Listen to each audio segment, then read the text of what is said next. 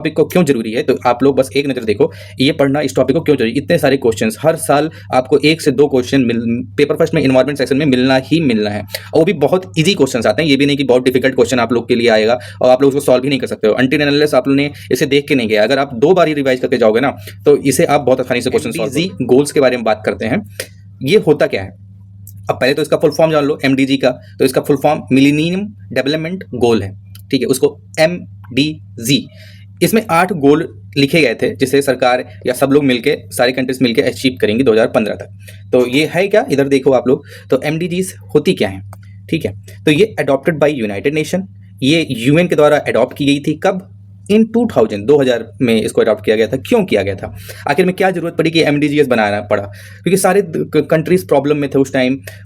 Economical problem देखें तो सबसे ज़्यादा इकोनॉमिक ही प्रॉब्लम था उस टाइम। तो उस टाइम गवर्नमेंट क्या कर रही थी, थोड़ा सोशल वेलफेयर स्कीम पे ज़्यादा ध्यान दे रहा था। तो UN ने 2000 में अडॉप्ट किया, और MDGs का टारगेट था कि reduce poverty and improve human development by 2015।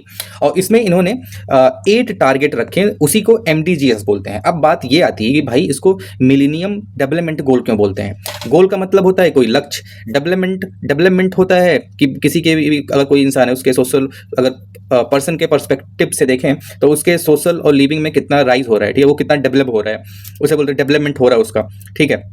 तो ये तो चलो ठीक है। मिलेनियम वर्ड क्यों यूज किया गया, वाई, ये मिलेनियम वर्ड ही क्यों यूज किया गया और कोई क्यों वर्ड नहीं यूज किया गया? तो इसके पीछे एक सिंपल सा लॉजिक है, क्योंकि ये जो समिट हुआ था, तो दे केम फ्रॉम मिलेनियम समिट। जो समिट हुआ UN का, ऐसे कई समिट होते हैं, उसके अलग अलग समिट के अलग अलग नाम रहते हैं, ठीक है। तो एक ऐसे ही UN ने एक समिट करवाया और उस समिट का नाम था मिलेनियम समिट, ठीक है। मिलेनियम समिट हुआ था, कहाँ पे हुआ था? तो ये न्यूयॉर्क में हुआ था, where leaders from around the world sign the millennium declaration, ठीक है। वहाँ पे विश्व के सारे कंट्री के जितने भी लोग वहां पे गए, उन्होंने एक डिक्लेरेशन साइन किया, ठीक है, एक डॉक्यूमेंट बना और साइन किया गया। चलो ठीक है, ये 8 गोल फाइनलाइज कर दिए गए कि ये सारी कंट्री मिलकर अचीव करेंगे अपने अपने देश में। तो इसीलिए वो उसको मिलेनियम समिट बोला जाता था, पहले से ही नाम डिसाइड था मिलेनियम समिट, और इसीलिए उसको मिलेनियम डिक्लेरेशन बोले, और वहीं से हम लोग वर्ड उठा लिए मिलेनियम डेवलपमेंट गोल, जो कि है 8। अब इनको 8 को समझ लेते हैं कि MDGs 8 होती क्या क्या है।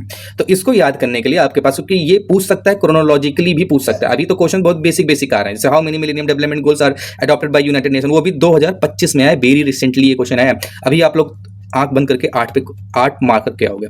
अब तो इसको क्रोनोलॉजिकली अगर पूछ लेता है तो हम लोग वैसे भी तैयार करके जाएंगे।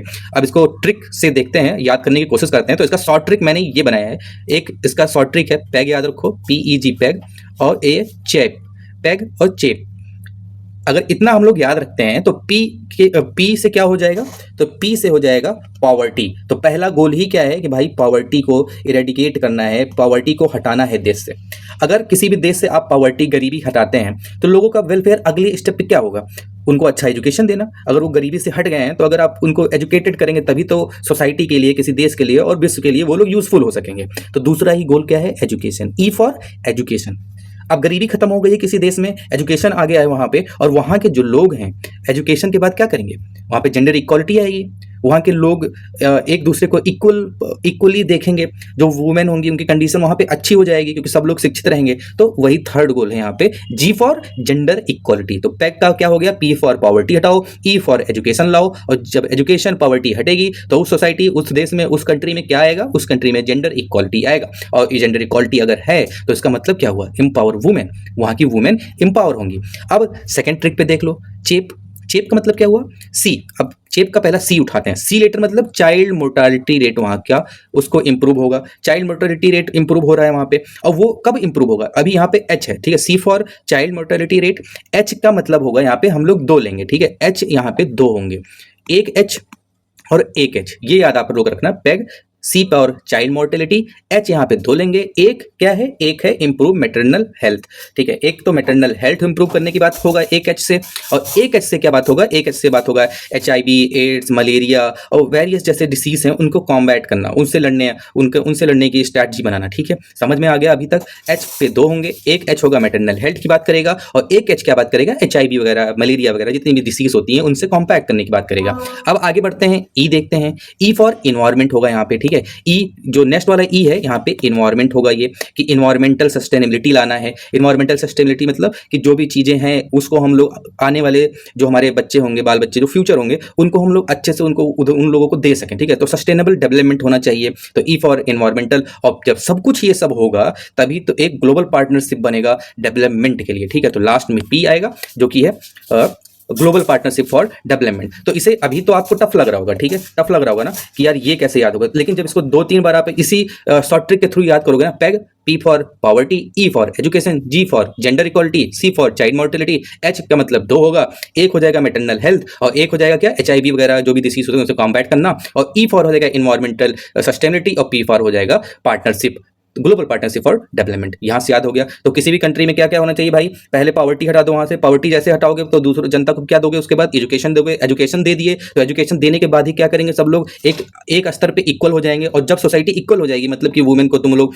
एम्पावर करोगे तो जी फॉर जेंडर इक्वालिटी, फिर आता है चाइल्ड मोर्टेलिटी रेट, फिर आएगा H for improve the maternal health, और एक एच का मतलब होगा HIV एड्स वगैरह से कॉम्बैट करना, फिर आएगा ई इन्वायरमेंटल सस्टेनेबिलिटी और P for global partnership for development. अगर हम बस इतना अगर आप लोग याद रखते हो तो जहां तक है आप लोग कोई भी PYQ यहां से आता है तो आप लोग बहुत इजीली उसको सॉल्व कर लोगे। शॉर्ट ट्रिक मैंने ये बता दिया।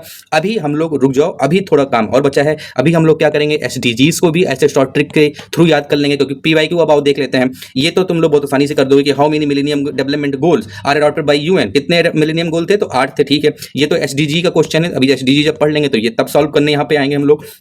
और आगे बढ़ते हैं, इधर देखते हैं क्या कोई गोल ऐसा है, बिल्कुल है। ये देखो यहाँ पे क्या पूछ लिया, target of goal number 7 of millennium development goal MDG। अभी आप लोग को याद करने में दिक्कत हो रही होगी। टारगेट ऑफ गोल 7 क्या था, अब याद करो। अब नहीं भी याद आ रहा है ना, तो ये आपको तो शॉर्ट ट्रिक पता है ना, C पैग और चेप, या तो ऐसा कर लेना, H 2 बार लिख लेना, ठीक है, और P। तो 1 2 3 4 5 6 7 मतलब कि इन्वायरमेंटल सस्टेनेबिलिटी की बात की गई है इसमें। तो क्या control global warming, environmental sustainability की बात की गई है, उसमें आप लोग को चुनना है। तो double the improvement in energy efficiency, ठीक है भाई, सही बात है। मिटिगेशन ऑफ एयर पोल्यूशन, इससे इन्वायरमेंटल सस्टेनेबिलिटी तो नहीं आएगा। Increase the global percentage of renewable energy, हाँ बिल्कुल सही बात है, सी होना चाहिए। Universal access to the modern energy, ठीक है, बहुत अच्छी बात है। ये जब होगा तभी तो हम लोगों के पास इन्वायरमेंटल सस्टेनेबिलिटी होगी, जितनी अच्छी टेक्नोलॉजी होगी तभी तो हम लोग कर सकेंगे ना। तो यहाँ पे ए कंट्रोल ग्लोबल वार्मिंग, उससे ग्लोबल वार्मिंग कंट्रोल करने से कोई इन्वायरमेंटल सस्टेनेबिलिटी के ऊपर इंपैक्ट नहीं पड़ रहा, तो यहाँ पे ए नहीं होगा। और बी जो है मिटिगेशन एयर पोल्यूशन, तो एयर पोल्यूशन से भी डायरेक्टली तो नहीं हो रहा है, इनडायरेक्टली आपको बिल्कुल उस पर होगा, लेकिन डायरेक्टली तो यहाँ पे यूजीसी नेट का अगर हम लोग देखें तो इसका करेक्ट आंसर 3 था, ठीक है, ये हो गया। अभी ये क्वेश्चन देख लो, reducing the child mortality was one of the goal of, reducing the child mortality, याद करो कि चाइल्ड मोर्टेलिटी रेट डिक्रीज करने का अभी जितना भी आपको नॉलेज है, SDG मान लेते हैं आप लोग नहीं पढ़े हैं तो भी मान लो कि क्या ऑप्शन लग रहा है, चाइल्ड मोर्टेलिटी अभी पढ़े थे ना, कौन था, 4th वाला था, और ये है MDG है, ठीक है। ऐसे ही क्वेश्चन आते हैं, बहुत सिंपल क्वेश्चंस आते हैं इसमें।